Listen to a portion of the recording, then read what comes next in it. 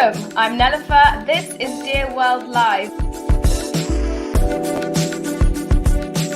How do we construct our economy in a way that is climate friendly? It's 2 times as difficult for disabled people dealing with COVID than it is for their non-disabled peers. How do we actually ensure women's inclusion? How do we ensure women's safety?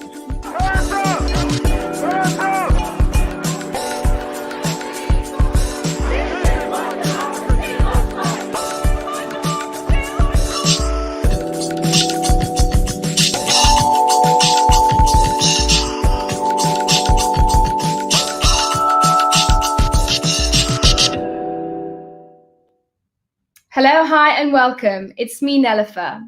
This is a very special edition of Dear World Live from Doha Debates as part of the World Innovation Summit for Health. In this season of Dear World Live, we're focusing on race and racism across the world. Each week, we focus on a different aspect of this very important conversation. Today, we're talking about how racial inequality impacts the difference in healthcare standards that people across the world receive. My wonderful guests today are Dr. Motsadiso Moyeti, Doreen Maracha, and Dr. Cameron Abbasi, who will be joining me soon. But first, I want to start this discussion by framing it in the context of the coronavirus pandemic, which has exposed existing racial healthcare inequalities. In the United States, Latino and African American people are 3 times as likely to become infected with COVID-19 as their white neighbors. And they're almost twice as likely to die from the disease. In the UK, the story is reflected where the death rate of people from Black, Asian, and minority ethnic groups is 1.5 to 2 times higher than those of white people. These facts are from places where there is an abundance of data to help us illustrate the problem. But healthcare racial inequalities are a truly worldwide issue. And it's not the first time we face a global health crisis. In the 1980s, HIV was a global epidemic that affected millions of people, and not everyone had access to the same quality of treatment. As we'll hear during today's show, this is one area of treatment we have got a lot better at. But for now, it's clear that globally, minority communities are likely to be most at risk from COVID. In fact, in Australia, some Indigenous communities have taken strict self-protection measures by preemptively limiting contact with the general population. We'll talk more about this, but first we put the call out to our friends at the Shared Studio Network and asked if you've experienced healthcare inequalities in your life. We got one particularly powerful story and answer from Lewis Lee, a restorative justice advocate and outreach coordinator for the Milwaukee Fatherhood Initiative in the US, which provides skilled training for formerly incarcerated fathers returning to their communities. Here's his response when asked if he has experienced healthcare inequality. When I was 18 years old, I was a shooting victim. I was shot 5 times, and the mother of my children called the ambulance. The ambulance came, rushed me to the hospital. I thought when I got to the hospital that I would get like A1 service because I was a shooting victim. I thought they would like really take my examination and my care real serious, but unfortunately they didn't.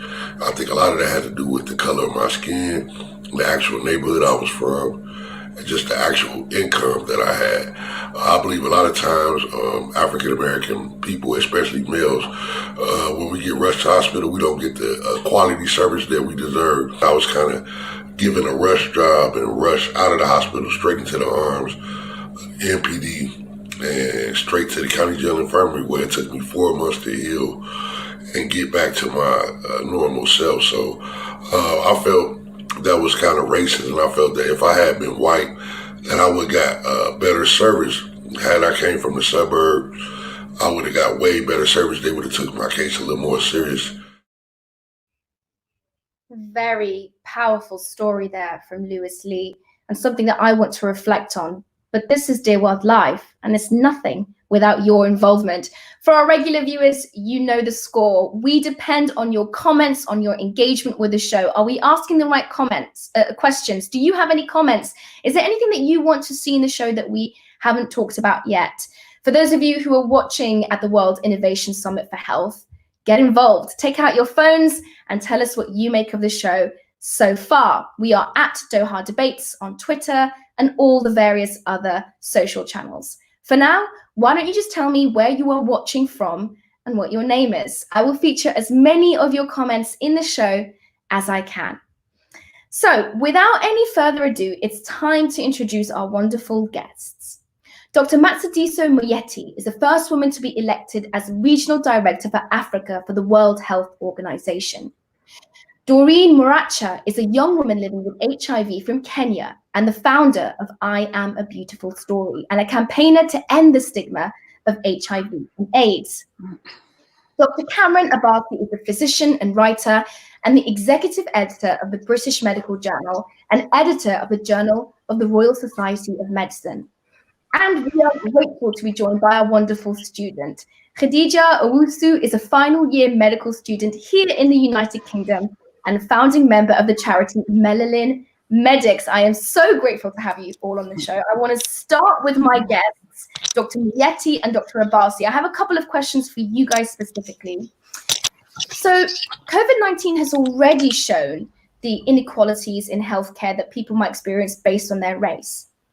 My question is, do you think everyone in the world is going to get equal access to the COVID-19 vaccine, two of which are hopefully going to be coming to market before the end of this year? Are people going to get equal access to the vaccine? But also, will that access have anything to do with racial inequalities? Dr. Moeti, let me start with you. Okay, thank you very much. And first, I'm really thrilled to be part of this panel. And what a great group of panelists. And be back at the Wish, which I attended a couple of years ago in person. So it's a very exciting moment for me. Yes, the emergence of the two vaccine candidates that are promising in phase 3 trials has really encouraged us all. It's true we need to wait for full efficacy and safety data to be available, but we're all gearing up to make sure exactly that there is equitable distribution. And coming from Africa, I have to say our experience in the past has been that when a new technology comes out, African countries are kind of at the back of the queue to get it. And we've seen that sometimes it takes a decade for a new technology to be available in Africa in a scaled up fashion in the health systems. So coming back to this vaccine, this was thought about as the development of the vaccine was happening, and a coalition was established at the global level to guard against inequity in the distribution of the vaccine, with WHO and Gavi, and both low-income, middle-income countries, and some upper-income countries who are partners and contributing financially, just to that very aim to have equity. However, we've seen that wealthy countries, mainly Western countries, are entering into advance purchase agreements with vaccine manufacturers to reserve doses. So from the African perspective, we are very concerned, but are also hoping that we hold to this principle of equity, and that we don't have deals being entered into which countries which will then sweep up the supplies and stop. We're hoping for at least initially 20% of populations to be covered in Africa, starting with the most vulnerable. Now, turning to Western countries, where I think you've said very well that Black people, people of African origin, other minorities are disproportionately affected. We hope very much that when these countries prioritize who's going to get the vaccine first, they will genuinely look at those who are worst affected, and that we do not have one inequality based on geography, income level of countries, and also racial inequality. As far as Africa is concerned, of course, we have the possibility for both. But it's our hope that the COVAX facility, which WHO has put in place as part of a coalition for equity at the global level, will reduce the chances of inequitable access. Dr. Moeti, thank you so much for that eloquent answer. I can sense the concern in your voice. You're being very diplomatic about it, and I respect and appreciate that. Dr. Abasi, if I might come to you, what does history teach us? Do we think that this new COVID vaccine, the hope that is riding with it, all of our collective wish that it's successful, do you think that will be dispensed equitably? Okay, welcome. Good to speak to you today. Can I just say, I don't need to be diplomatic here because I don't work for the World Health Organization. I think we have two problems. I mean, first of all, there is the kind of the hope around the vaccine. We all want the vaccine to be effective, to save lives, and to be equally distributed. First of all, we don't really know whether any of these vaccines work as well as we want them to, whether they're going to save lives. We haven't seen the data. So, yeah, there's optimism, but it's a bit unfounded at the moment, shall we say. But let's assume that we do have a vaccine at some point available next year. I'm afraid the lesson from history, from our experience, is that these things are not equitably distributed. And I think my fear is that on this occasion, everything will be much worse because for one simple reason. And the reason is this, that this will be an unprecedented delivery, rollout, vaccination program in the history of humanity. We've never done anything on this scale before.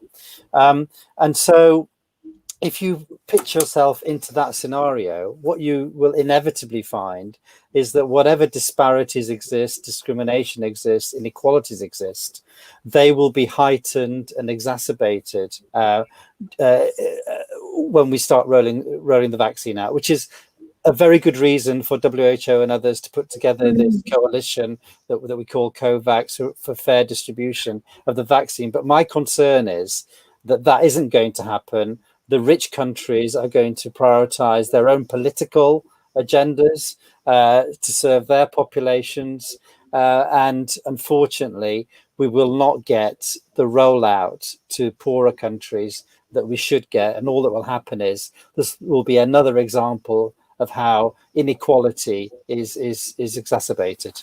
Do you not find what you're saying right now incredibly egregious, Dr. Abbasi? The fact that you're telling the truth, we both know you're right, and yet there's little that can be done about it. No, it's not well, no, I do. I mean, it's very disturbing. We cover these issues on a daily basis in the BMJ, and it's scandalous, it's horrific, it's a reality that we face. And these are the things that we need to change through collective will, through leadership, through determination. But unfortunately, what we have is we have certain regimes in the world, shall we say, who aren't, thinking globally, and things may have changed with elections. But we need the world to come together. We need solidarity. We need countries to work together. We need the leading nations in terms of influence to come together and share things equitably. Absolutely. At this point, I would like to thank all of the guests who are joining us. It seems that we might have lost the connection with Doreen Maracha, but I will try and get that up as soon as possible. And as soon as we have Doreen, she can add such insight into how we can learn from lessons in history. For now, those of you who are watching, welcome to Dear World Live. I'm Nelifa Hidayat. This is a production brought to you by Doha Debates. I would like to spend some time thanking you guys for tuning in from Sudan, Khartoum, Mohdi. Hello to you, Dr. Govinda Clayton, a fan of the show, watching from Zurich. We've got people from Sierra Leone in West Africa, Mohammed Marha, thank you for joining. Nigeria, a Nigerian in Doha. Hello, Jamila, good to see you. And in fact, Kadnan in Mogadishu in Somalia, Mohammed in Qatar, you are all very welcome. Tell me your comments and your questions. Do you think that the COVID-19 virus vaccine will be distributed equitably around the world, and when it comes to racial equality? Okay, I want to move on slightly and bring in our wonderful student, Khadija. Khadija, hello. You are a student of medicine right now. You invented, or you co-created Melanin Medics. First of all, why did you do it? What was the need, and what does it do? Thank you. First of all, I do want to say thank you for having me on the show. It's honestly a privilege to be amongst these amazing guests. But yes, I co-founded a charity called Melanin Medics, set up by one of my good friends, Alamade Dada, as well. And Melanin Medics essentially is a non-profit organization, a registered charity that aims to widen aspirations as well as promote diversity in medicine and aids career progression. So we basically thought that, okay, representation in medicine is one of the key issues that exist, especially in the UK. And that's the reason why we set up the charity, in order to combat some of those issues. So I guess my other point is, as a Black woman yourself, when you've ever had to access healthcare, whether it's in a hospital, whether it's reproductive health or a GP surgery, a general practitioner surgery, do you feel it? Do you sense it as a person? I just want to try and get a sense of your experience.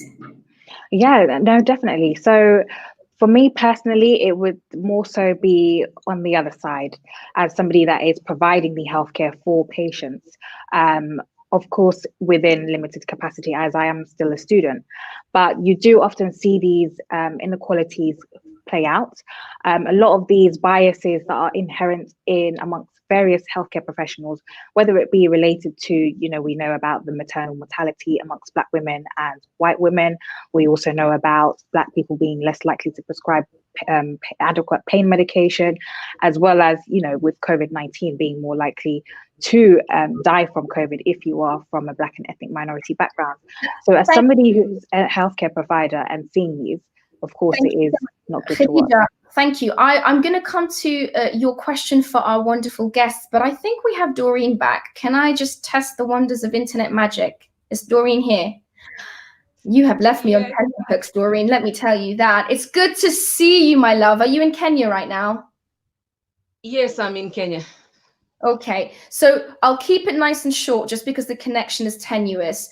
Doreen, you've been dealing with the public health issue of HIV and AIDS and the epidemic that's run rampant around the world since the 80s. My question to you is very specific.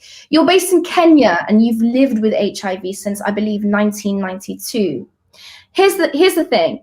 How did your access in Africa, in Kenya, of HIV treatment compare to those who are trying to access it in the global north, here in maybe London, where I live?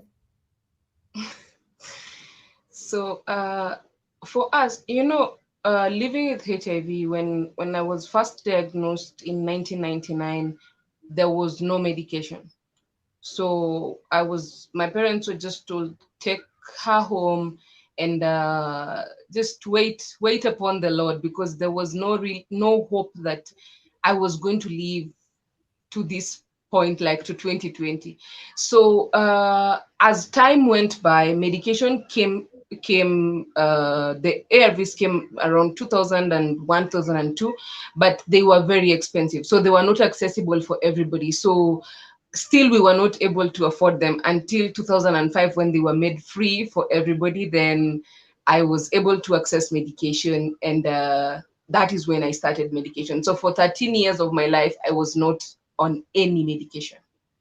We use these very evocative words, just as a layperson. I mean, I now know what the difference between a pandemic and an epidemic is, but we use these words and we think, oh gosh, that sounds terrible. But for 13 years, Doreen, you didn't have access to medication that you needed, that the world had. What does it make you feel and think when you think about the potential for these two new COVID-19 vaccines? Do you think they will be dispensed correctly around the world? Do you think the continent of Africa will have access in the same way that Europe does?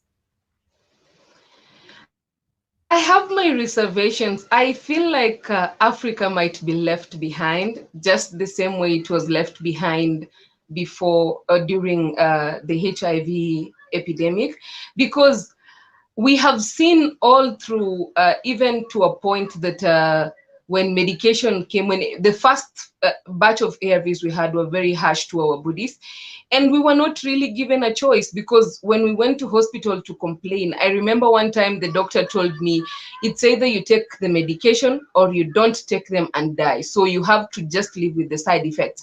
So with the new COVID-19 the two vaccines, I kind of feel like Africa might again be left behind, or we might be brought something that might not work on us or might not work well on us.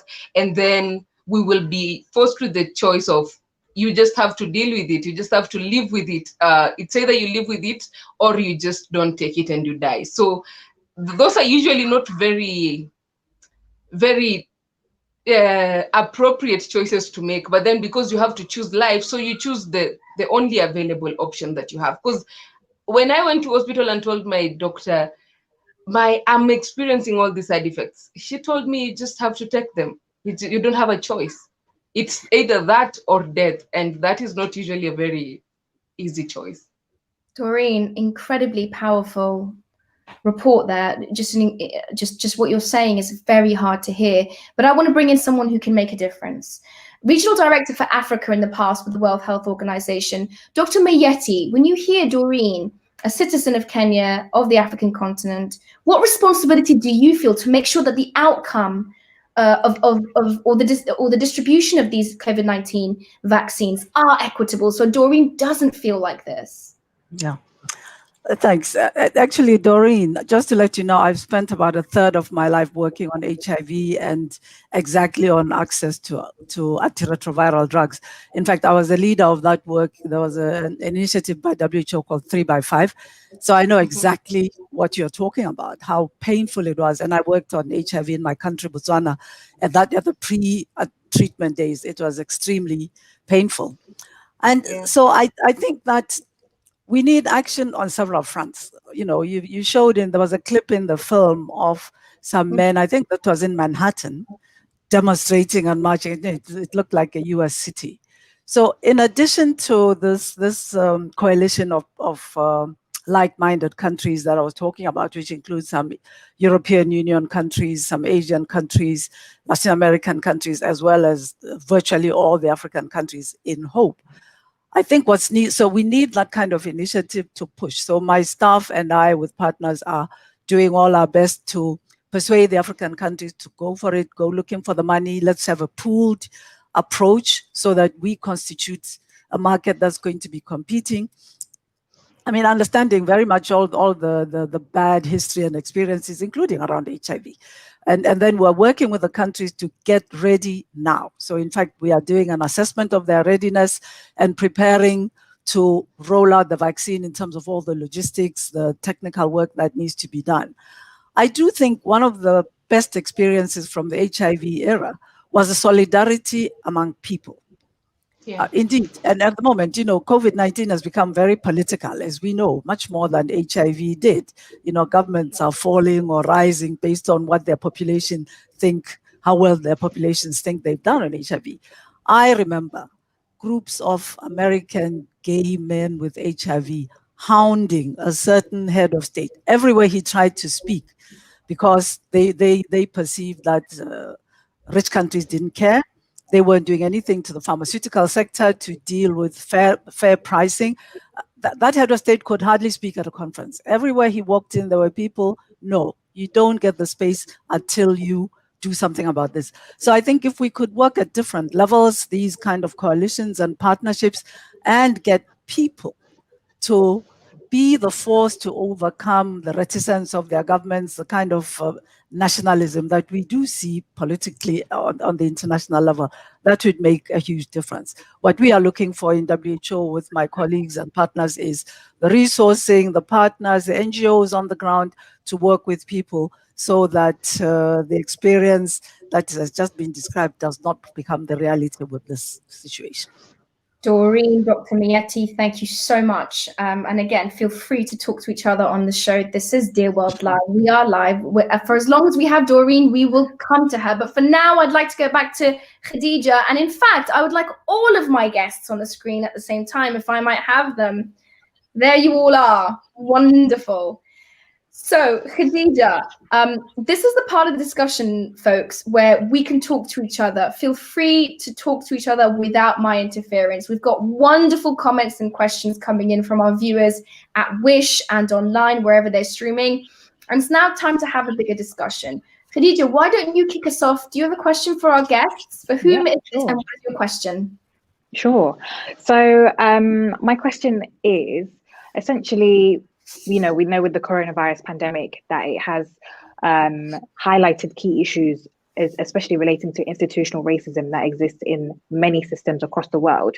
And my question is, do you think the coronavirus pandemic has essentially worsened the racial inequality that exists, or it's simply just exposed what is already there?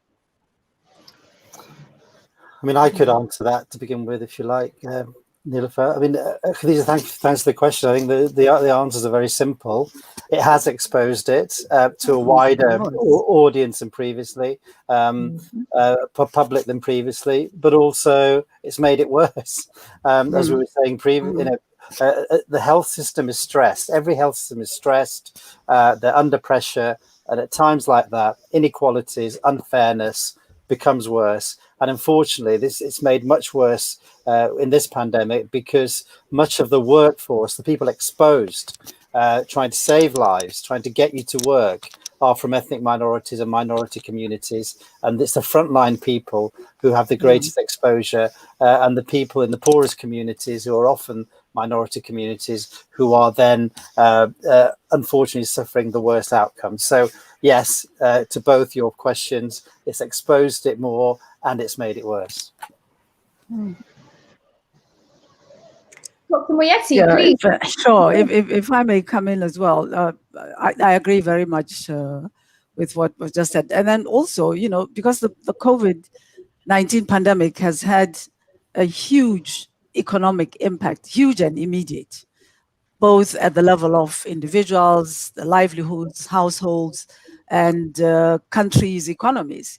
So I think not only has it highlighted inequities, not only has it worsened them, but it's going to worsen them going into the future. So for those people, for example, in the inequitable systems that we have around the world, who do not have medical insurance, and certainly for people who've lost their jobs and therefore lose their medical insurance, or as is the case in African countries, most people don't yet have medical insurance, so people have to pay out of pocket. And if you lose your livelihood, then you cannot pay for healthcare. So, and then other factors that influence health going into the future: nutrition, access to good food. It is going to have an impact not only now, but also going into the medium term, into the future. African countries are going to be struggling with their financing for health, because their economies are so severely affected by this, by the pandemic, and therefore this is going to have wholesale impact on health, not only now, but going into the future. Doreen, do you want to say on this? Things are done. Khadija, do you have another question? Doreen, does anyone want to talk? You feel free to talk to each other, guys. I mean, sorry. After you, Doreen. Okay. Personally, I just want to highlight something that has come up that I've actually noticed during this pandemic. The stigma that, and I want to tie it with the HIV factor.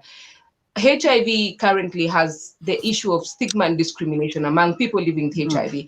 And we have seen it come out with the COVID-19 pandemic. We saw that at some point you were even afraid to sneeze or cough in public because you don't want to be termed that you have COVID-19. And people were, when COVID first started in Kenya, when we first recorded our first case, people were being taken to quarantine, and it was almost looked like a criminal kind of thing. And the more days went by, the more people were like forced into some sort of quarantine, and you now feel like you are not part of society, you're not an acceptable person because you might have COVID. So I'm just wondering, is there something that can be done by governments, by healthcare institutions, so that we don't end up with another pandemic that has stigma come with it? Because we all know the effects of stigma. They are just so adverse.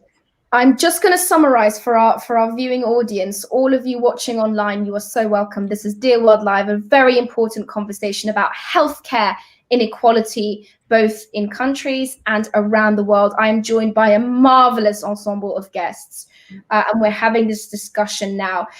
Khadija, I want to come to you, but I want you to add to what Doreen was saying, and perhaps you've got a question for all of us, if we can get everyone on at the same time. Doreen is making a very valid point, folks. This idea of stigma, of fake news, of talking about the vaccine in a term where people might not take it just because they don't know what's in it. That's a really important part of being a physician and providing healthcare and correct information. I want us to start thinking about that. But Khadija, do you have any more questions that you want to ask? Yeah, definitely. I think, especially with what Doreen has mentioned in terms of the stigma, that was a huge particular issue, especially at the beginning around when coronavirus was becoming such a big issue. When it comes to spreading fake news, we all know about the WhatsApp broadcast messages to our parents, our grandparents, spreading a huge amount of fear amongst them. And it just goes to show that this is going to be a long road to actual gaining some sort of normalcy, let's say. And things need to happen at a governmental level, but also in our healthcare systems. So my next question would be, what are some of the solutions? How do we try and fix some of these disparities that exist within healthcare caused by the racial inequalities? So, I mean, can I come in now, Neela? I mean, I think I was going to follow on to say I agree with what Dr. Moeti said about the economic impact. The issue of stigma is very important, but it comes back to government, which is what you've highlighted here, Khadija. I think there are two tracks here. One is a longer term track, which is addressing the structural racism, and if we're allowed to use that term, I think we should. That has got us into the position that we are now in many societies across the world. So, but that's a long-term fix of society, of institutions, of politics, and that's an overhaul that needs to begin, and that requires very strong leadership. The second track is the immediate challenge of what to do about COVID, and the frustration here is that let's go back to racism and the disparity in outcomes.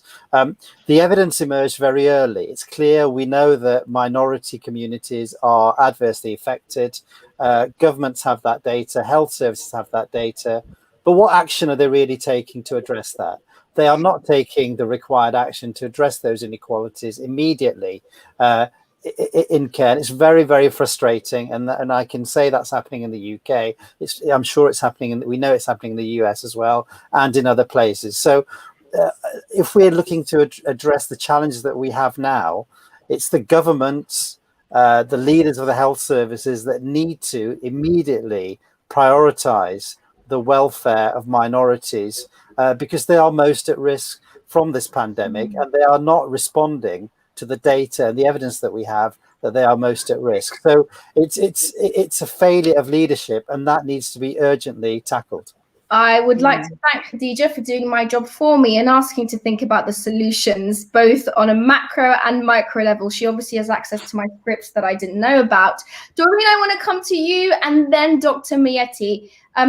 What can we do on an individual level? And to what Dr. Abasi said, on a macro, on a wider level, I can't change governments, but maybe there's something I can do personally that might make a difference. Doreen, let me come to you first, and then have a think, Dr. Moeti, as to what you might say. At the end of the day, it boils down to you as a person, as an individual. How responsible are you? How well are you taking care of yourself? Because now we have a way where our healthcare systems, even right now, they're already strained. And we have seen even most of the most powerful healthcare systems in the world are very strained right now. So when it comes to a country like Kenya, where I'm speaking from, and we already strained when it comes to the medical professionals and practitioners, and we are even seeing that people in the front line, they're dying. So me as an individual, before I task the government that what are you doing for our doctors, or what are you doing here and there, what am I doing? Am I following the protocols that have been put in place? Am I following the safety measures that have been put in place?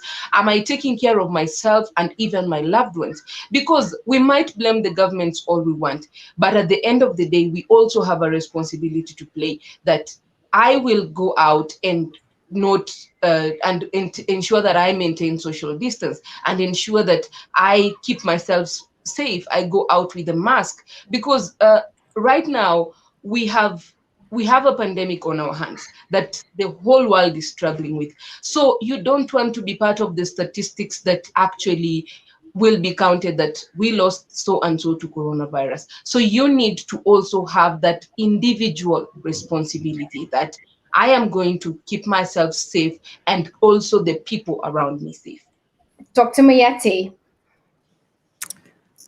Yes, I of course, as somebody who works on policy, on national strategies, I recognize that sometimes you can be waving evidence under the nose of politicians, and if some political imperative necessitates it, they will ignore it. So, evidence and common sense don't always translate into appropriate policies and action. But I do believe that some of the things that we need to do as a World Health Organization, which we are doing all the time, I have to say, is to advise governments to base their actions on evidence and on determinants. So we need coalitions of groups that are going to look at influencing the way governments are behaving. I do believe that there is something that citizens can do. The difference between HIV and the COVID-19, I think, is the speed at which it has unfolded. Like I said, I gave that example of in order to get a US president to shift the policy and doing something different, we had citizens, people who were affected, others who were supporting this work, WHO and other organizations working together to persuade people this is actually what's going on. Do something based on these facts. So my response is to say we need different people. And I do believe it's possible. The BMJ, the British Medical Journal, which is an influential international journal, I'm sure you're writing about that, the fact that what we see is actions that don't actually follow the data, and therefore the impact is going to be limited, or it's going to be inequitable as usual. I think it requires all of this. It requires those who can have influence.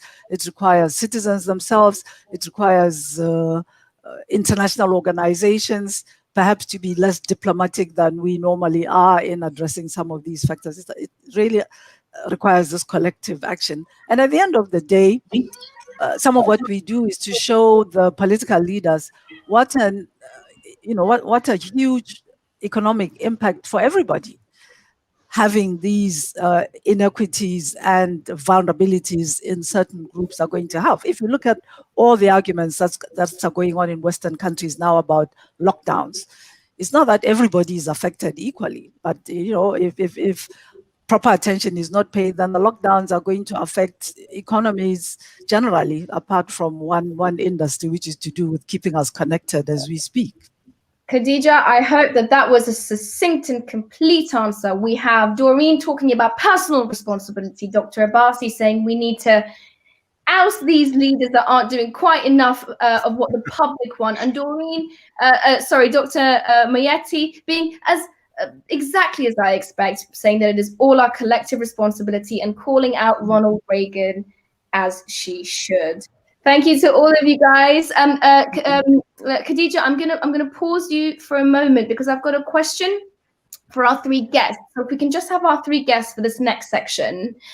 We've been reaching out and we have some wonderful questions from the Qatar Medical Students Associations who have sent us multiple questions. I can't get through all of them right now, so I apologize, but we thank you for contributing. I will get to one question that I want my guests to think about.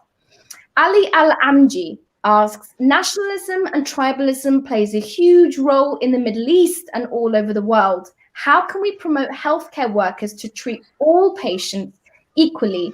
And I just want to build on that to say, Khadija mentioned about the African-American community in the US and the BAME community here in the UK, getting different levels of treatment. Racism does not stop. Xenophobia does not stop once you put that white coat on. So talk to me a little bit about how we can mitigate that xenophobia or racism. I want to come to you first, Dr. Abbasi. Yeah, I mean, this is the kind of $60 billion question, or however much you want to attach to it.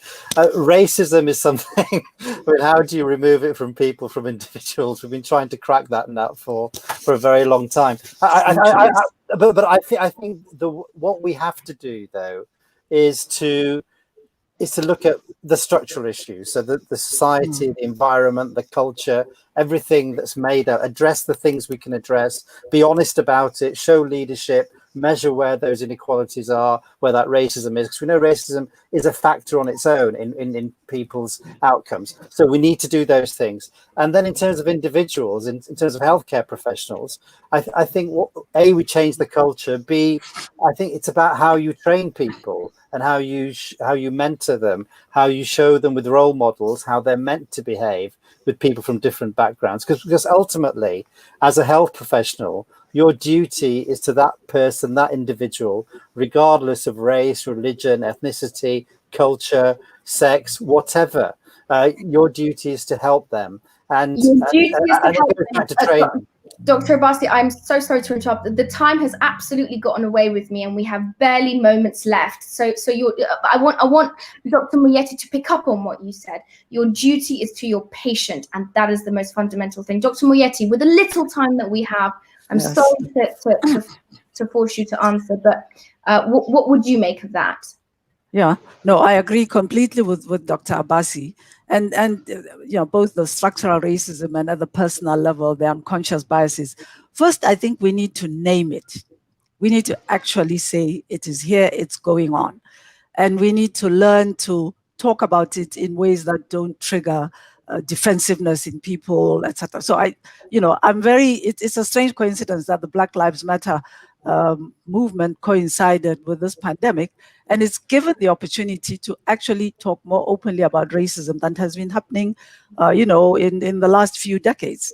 So I think we need to name it, and then we need to do what Dr. Abbasi said. I agree very much with him. Name it, Doreen. What do you think? In your experience as a HIV positive person, is naming a thing part of destroying that taboo? In a sentence, I'm so sorry to rush you. Naming is a thing because, sorry, but I always say the H in HIV stands for human. So the minute that doctor wears their white coat, they have to look at that person as a human. It doesn't matter what color, what race, what background they're coming from. Look at them as a human being. Thank you so much. If we can get Khadija on as well, I would love to thank all of my guests for this exceptional, wonderful discussion that we have. We haven't solved the issue, but we've started to talk about solutions. Dr. Matshidiso Moyeti, Doreen Maracha, Cameron Abbasi, and Khadija Owusu. Thank you so much. Say goodbye, everybody. Goodbye. Bye. Thank you so much. And for those of you who are tuning in at Wish and our regular Dear World Live viewers, I am so thankful. I'm sorry I couldn't get to more of your questions. Very wonderful comments and questions coming from all over the place. Dr. Govinda obviously liked it. Mohammed was watching from Sudan. We had people from the United States. Some people praising the diversity of our panel, which I'm always thrilled about. And lots of comments and questions. Thank you so much for that. For those of you who want to get more involved, remember you can always go to dohadebates.com to see more from our show. That is it from Dear World Live and from this season of Dear World Live. You can catch up on our website. Thank you to Wish and from the Doha Debates team. That's all from me. Goodbye.